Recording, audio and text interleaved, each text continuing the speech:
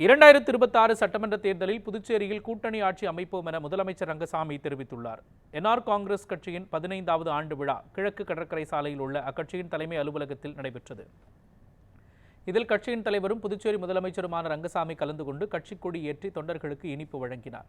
அதன் பிறகு செய்தியாளர்களுக்கு பேட்டியளித்த அவர் 2026 தேர்தலில் அப்போதைய அரசியல் சூழ்நிலையை கருத்தில் கொண்டு கூட்டணி முடிவு செய்யப்படும் எனவும் 2026 தமிழகத்திலும் என்ஆர் காங்கிரஸ் போட்டியிடும் எனவும் அவர் தெரிவித்தார். தேர்தல் வரும்போது அந்த சமயத்தில்